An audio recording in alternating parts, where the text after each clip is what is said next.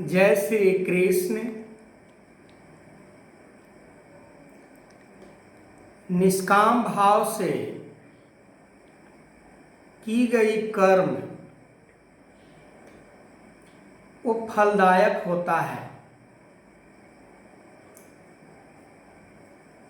एक न एक दिन उसका फल प्राप्त ही होता है।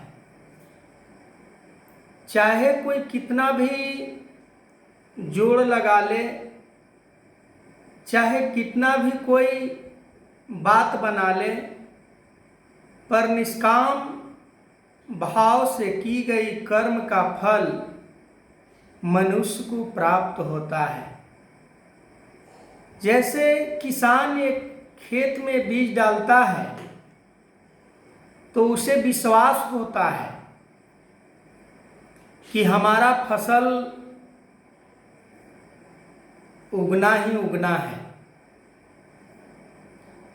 उसके मन के अंदर तनिक भी संकोच नहीं होता कि मैं जो बीज डाल रहा हूं उसका हमें रिजल्ट नहीं प्राप्त होगा।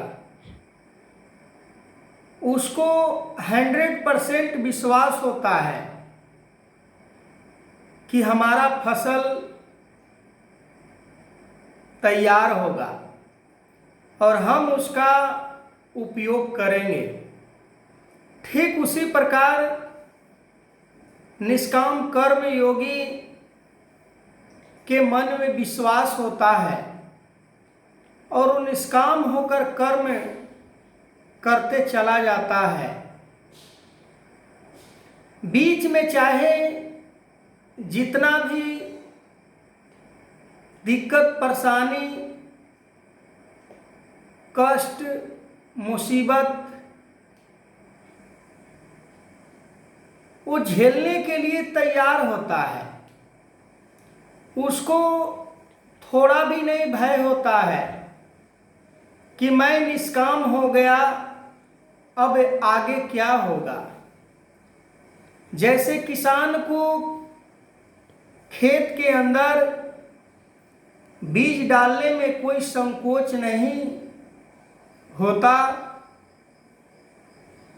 उसी प्रकार निष्काम कर्म करने वाले जो मनुष्य होते हैं उनको भी कोई फर्क नहीं पड़ता है।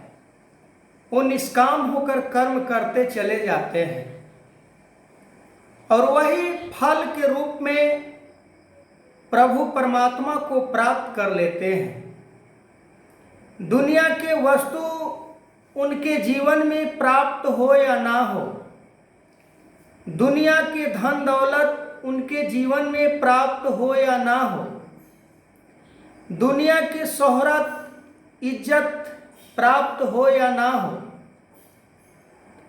दुनिया के मान बढ़ाई उन्हें प्राप्त हो या ना हो, पर वो निष्काम कर्म करते चले जाते हैं क्योंकि उनके मन के अंदर एक ही इच्छा होती है, प्रभु परमात्मा की प्राप्ति।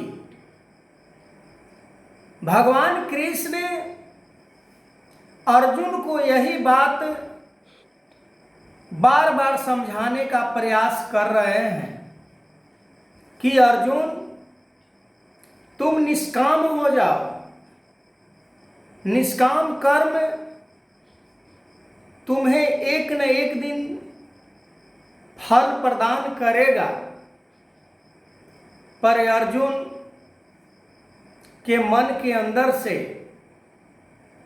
मोह नहीं जा रहा था। आज भी यदि मोह के बारे में कहा जाए तो हर इंसान को अपने आप में मोह बना होता है। किसी को धन बर्बाद होने का मोह,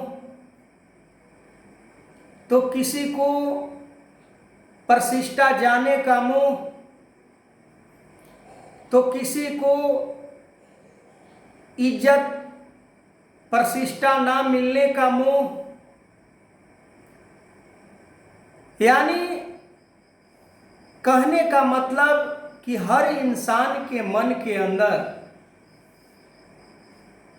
कुछ न कुछ मोह रह ही जाता है। देवर्षि नारद माता जसोदा से कहते हैं कि माता,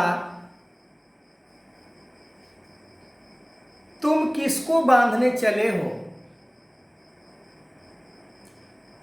जो पूरे दुनिया को बंधन से मुक्त करने वाला भगवान कृष्ण अभी बाल रूप में तुम इन्हें बांधने चले हो।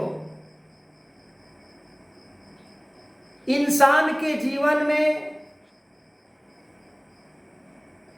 थोड़ा सा ज्ञान से फासला रह जाता है। सब कुछ जानकर भी वो अनजान बना होता है, क्योंकि निष्काम होने में बड़ा भय होता है। यदि मैं निष्काम हो जाऊं तो मेरा जीवन खराब हो जाएगा। यदि मैं निष्काम हो जाऊं तो मेरे पास कुछ उपयोग करने के लिए नहीं रहेगा। यदि मैं निष्काम हो जाऊं तो समाज में जो हमें मान प्रतिष्ठा प्राप्त होना है वो हमें प्राप्त नहीं होगा। निष्काम हो जाऊं तो हमारे पास धन दौलत का अंबार नहीं होगा। निष्काम हो जाऊं तो दुनिया वाहवाही हमारा नहीं करेगा। ये जितने भी नाम, जितने भी वस्तु हम कह रहे हैं, ये सभी बिछड़ने वाला है। ये सभी एक न एक दिन मिट जाने वाला है।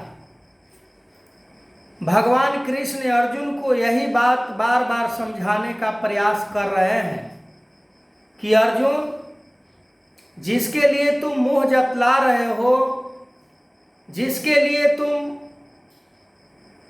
ममता दिखला रहे हो, जिसके बारे में तुम सोच रहे हो, वो तुम्हें साथ नहीं देंगे, वो तुम्हें नहीं बचाएंगे, वो तुम्हारे दुश्मन हैं, वो तुम्हारे शत्रु हैं। तुम अभी से भी चेतन अवस्था को प्राप्त करो। तो आगे मैं इस वीडियो को कंटिन्यू करूंगा। तब तक के लिए जय श्री कृष्ण।